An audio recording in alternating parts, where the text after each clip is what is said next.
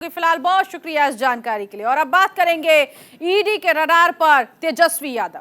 दरअसल रेलवे में नौकरी के बदले जमीन घोटाले से जुड़े मनी लॉन्ड्रिंग मामले में अब बिहार के deputy CM Tejashwi Yadav ED के रडार पर आ चुके हैं।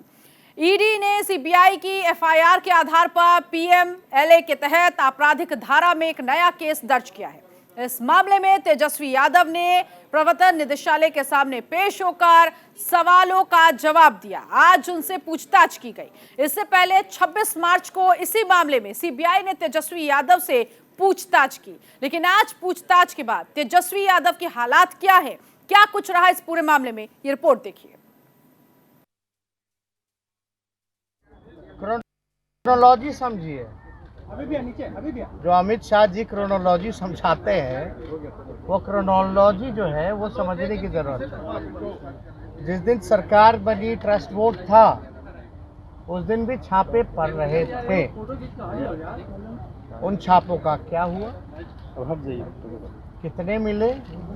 100 करोड़, 1000 करोड़, लाख करोड़। या 2017 चलिए, 8000 करोड़ बेनामी संपत्तियां, इनकम टैक्स, ईडी, सीबीआई, सारी जांच संस्थानें लग गई। आज हो गया 23, लगभग 6 साल। कहाँ गया वो संपत्ति? कहाँ गए वो 1000 रकम, 1000 करोड़ों? कौन लोग एड़ी अलगा अलगा के भाषण देता था?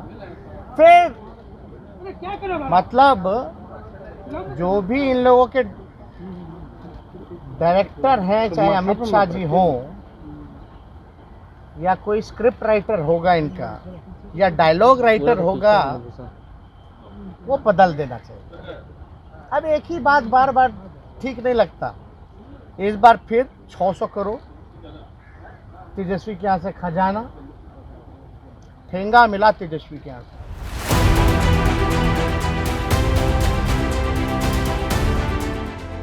एक और बिहार के डिप्टी सीएम तेजस्वी यादव को लेकर हवा ये उड़ी थी कि तेजस्वी को जल्द ही बिहार के सीएम की कमान सौंपी जाएगी, तो वहीं दूसरी तरफ तेजस्वी यादव और उनके परिवार वालों के लिए मुश्किलें भी खत्म नहीं हो रही। बिहार के उप मुख्यमंत्री तेजस्वी यादव को अपने पिता और पूर्व रेल मंत्री लालू प्रसाद यादव और परिवार के अन्य सदस्यों से जुड़े कथित जमीन के बदले नौकरी मामले में प्रवर्तन निदेशालय यानी ईडी के सामने पेश हुए। इससे पहले तेजस्वी से 25 मार्च को सीबीआई ने पूछताछ की थी।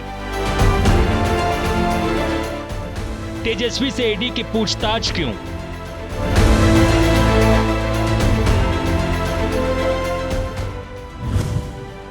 प्रवर्तन निदेशालय को अभी तक की जांच में लगभग 600 करोड़ रुपए का पता लगाया है, जो 350 करोड़ रुपए की अचल संपत्तियों और 250 करोड़ रुपए के लेन देन के रूप में अपराध की आय थी, जो विभिन्न बेनामीदारों के माध्यम से किए गए थे। ईडी को पीएमएलए जांच से पता चला कि लालू प्रसाद के परिवार ने रेलवे में नौकरी दिलाने के एवज में पटना और अन्य क्षेत्रों में प्रमुख स्थानों पर कई जमीनों का अवैध रूप से अधिग्रहण किया था। इन भूखंडों का वर्तमान बाजार मूल्य 200 करोड़ रुपए से अधिक है। वहीं जांच एजेंसी ने इन जमीनों के लिए कई बेनामीदारों, शैल संस्थानों और लाभकारी मालिकों की भी पहचान की है। वहीं ईडी ने दावा किया कि दिल्ली में D188 न्यू फ्रेंड्स कॉलोनी स्थित एक संपत्ति 4 मंजिला बंगला AB एक्सपोर्ट्स प्राइवेट लिमिटेड के नाम से पंजीकृत है। इस कंपनी का स्वामित्व और नियंत्रण तेजस्वी यादव और परिवार के पास है। इस संपत्ति को केवल 4 लाख रुपए के मूल्य पर अधिग्रहित दिखाया गया था, जिसका वर्तमान बाजार मूल्य लगभग 150 करोड़ रुपए है। इस संपत्ति को खरीदने में बड़ी मात्रा में नकदी अपराध की आय का उपयोग किया गया और मुंबई स्थित रत्न और आभूषण क्षेत्र में काम करने वाली कुछ संस्थाओं का उपयोग इस संबंध में अपराध के अवैध आय को चैनल करने के लिए किया गया था। हालांकि संपत्ति को कागज पर एबी एक्सपोर्ट्स प्राइवेट लिमिटेड और एके इन्फोसिस्टम प्राइवेट लिमिटेड के कार्यालय के रूप में घोषित किया गया है। इसका विशेष रूप से तेजस्वी यादव द्वारा आवासीय परिसर के रूप में उपयोग किया जा रहा है। सर्च के दौरान तेजस्वी प्रसाद इसी स्थान पर मिले थे। ईडी ने आरोप लगाया कि वह इस घर को अपनी आवासीय संपत्ति के तौर पर इस्तेमाल करते थे। सूत्रों की माने तो अब ईडी इन जानकारियों को पुख्ता करने के लिए तेजस्वी से पूछताछ कर रही है। क्या है लैंड फॉर जॉब स्कैम?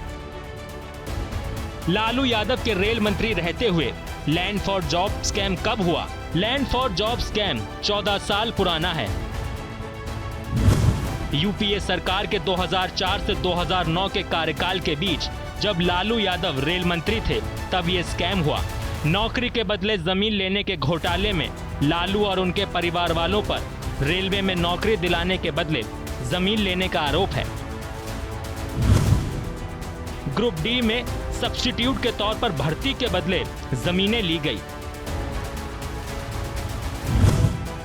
आपको बता दें कि जमीन के बदले 7 अयोग्य उम्मीदवारों को रेलवे में नौकरी देने का आरोप लगे। इस मामले में सीबीआई ने मई 2022 में लालू और उनके परिवार के सदस्यों पर भ्रष्टाचार का केस दर्ज किया था।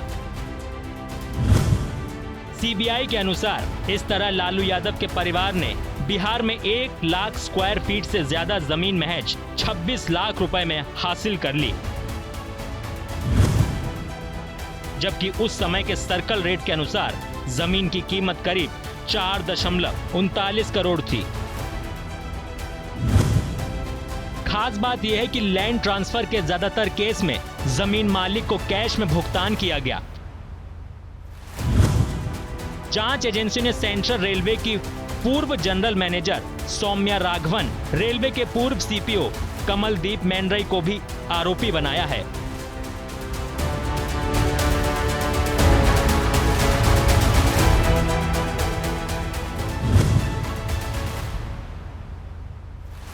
आपको बता दें कि 10 मार्च को land for job scam case में ईडी ने दिल्ली से लेकर पटना तक 15 से अधिक जगहों पर एक साथ छापेमारी की थी। इसमें लालू यादव की बेटियों का घर भी शामिल है। ईडी ने लालू यादव के करीबी के घर भी दिल्ली में छापेमारी की। वहीं पटना में आरजेडी के पूर्व विधायक के अबू दोजाना के ठिकानों पर भी छापेमारी की थी। ईडी ने लालू यादव की बेटी रागिनी, हेमा और चंदा के घर भी छापेमारी की। बिहार के उप मुख्यमंत्री और लालू यादव के बेटे तेजस्वी यादव के दिल्ली आवास पर भी ईडी की टीम पहुंची थी। बता दें कि 8 मार्च को सीबीआई ने लालू यादव से दिल्ली में उनकी बेटी मीसा भारती के घर करीब 2.5 घंटे तक पूछताछ भी की थी। Bureau report, news India. उधर वित्त मंत्री निर्मला सीतारमण ने पाकिस्तान पर बड़ा हमला बोला है। सीतारमण न सिर्फ 2 टूक शब्दों के जरिए पाकिस्तान को नसीहत देते हुए नजर आई, बल्कि ये कहा कि भारत में मुसलमानों की हैसियत पाकिस्तान से बेहतर है। वित्त मंत्री ने सख्त चेतावनी दी और कहा पाकिस्तान चाल और चरित्र की पोल खोल देंगे। किस तरह से पाकिस्तान में मुसलमानों की हालत है, इसको लेकर भी उन्होंने अपना बयान जारी किया। ये रिपोर्ट आपको दिखाते हैं।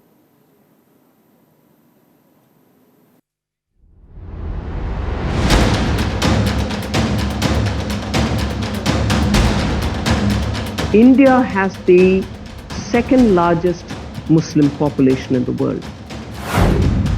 निर्मला सीतारमण का पाकिस्तान पर बड़ा हमला। वॉशिंगटन से पश्चिमी मीडिया की बताई औकात। पाकिस्तान में मुसलमानों के हाल पर उठाए सवाल। नकारात्मकता फैलाने से पाकिस्तान आए बाज। हिंदुस्तान में मुसलमान बेहद खुशहाल। वित्त मंत्री निर्मला सीतारमण इन दिनों वॉशिंगटन के दौरे पर हैं। अमेरिका के Peterson institute of international economics के एक कार्यक्रम में निर्मला सीतारमण बेहद तल्ख दिखी। भारत में मुस्लिम अल्पसंख्यकों की स्थिति को लेकर बनाई जा रही धारणा और उनके हिंसा के शिकार होने की बात को सिरे से खारिज करते हुए वित्त मंत्री निर्मला सीतारमण ने पश्चिमी देशों को फटकार लगाई।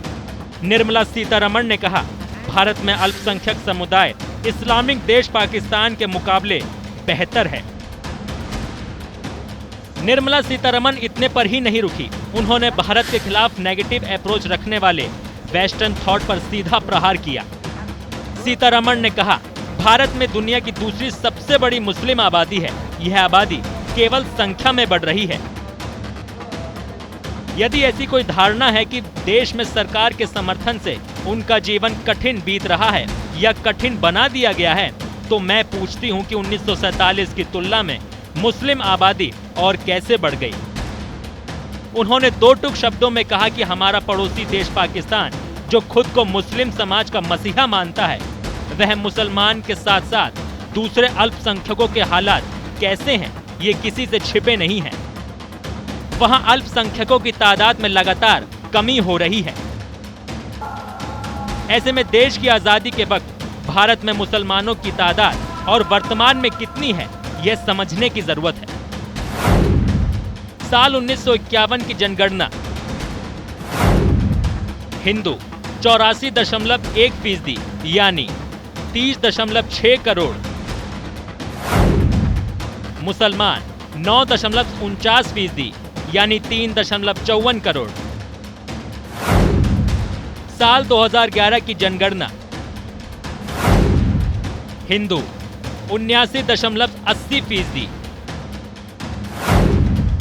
मुसलमान 14.23% यानी 17.2 करोड़ है। मतलब साफ है कि भारत में मुसलमानों की संख्या 3.5 करोड़ से बढ़कर 17 करोड़ के पार पहुंच गई है। ऐसे में अगर भारत में रह रहे मुसलमानों को लेकर जो गलत अवधारणा फैलाई जा रही है, ये बिल्कुल सच्चाई से परे है, क्योंकि ये आंकड़े कह रहे हैं। इससे पश्चिमी देशों और पाकिस्तान को समझना होगा, क्योंकि पाकिस्तान में इसके उलट हो रहा है। वहां हिंदू अल्पसंख्यकों की जनसंख्या में तेजी से कमी आई है और हिंदू लोगों के उत्पीड़न की खबर रोज सुर्खियों में रहती है। WTO को प्रगतिशील बनाने की सलाह। आर्थिक व्यापार को लेकर वॉशिंगटन डीसी में वित्त मंत्री निर्मला सीतारमण ने अपनी बात रखी और कहा कि WTO को और ज्यादा प्रगतिशील होने की सलाह दी, ताकि सभी देशों को अधिक सुनने, जानने और निष्पक्ष तरीके से देखा जा सके। निर्मला सीतारमण ने कहा कि वैश्विक महामारी कोरोना के बाद भारतीय अर्थव्यवस्था में तेजी से सुधार आया है, क्योंकि हिंदुस्तान के लोगों ने त्रासदियों को अवसर के तौर पर देखा और संजीदगी से कोशिश करके बेहतर प्रयास किया, जिसका नतीजा अब दुनिया के सामने है। निर्मला सीतारमण ने भारत में निवेश या पूंजी प्रवाह पर असर डालने वाली धारणाओं पर पूछे गए सवाल पर साफ कहा कि देश में बढ़ रहे विदेशी निवेश इसका सही जवाब है। पिछले कई सालों में भारत में निवेशकों ने रुचि दिखलाई है। उन्होंने कहा कि जो भारत के खिलाफ गलतफहमी फैला रहे हैं, वो जमीनी हकीकत से वाकिफ नहीं है। India has the second largest Muslim population in the world. And the population is only growing in numbers. If there is a perception or if there's in reality, their lives are difficult or made difficult with the support of the state, which is what is implied in most of these write-ups. I would ask, will this happen in India in the sense, will the Muslim population be growing than what it was in 1947? As opposed to, let us say, I take the name of the country and therefore the contrast can be sharper, as opposed to Pakistan, which was formed at the same time. India was divided into two, Pakistan. Pakistan declared itself an Islamic country, but however is said, minorities will be protected. Every minority has been dwindling in its number, or if I may use the word which is harsher, decimated in Pakistan. Hindustan के वित्त मंत्री निर्मला सीतारमण सबका साथ और सबका विकास के सिद्धांत पर काम करने के लिए जानी जाती हैं। आमतौर पर निर्मला सीतारमण बेहद शालीनता से काम करती हैं और देश की आर्थिक दिशा और दशा को अहमियत देती हैं। लेकिन देश के खिलाफ बोलने वालों की बोलती बंद करने में भी वो देर नहीं लगाती। लगाएं भी कैसे, क्योंकि वो नए भारत की वित्त मंत्री हैं, जो दुश्मनों को उसी की भाषा में जवाब देने का मादा रखता है। Bureau report, news India.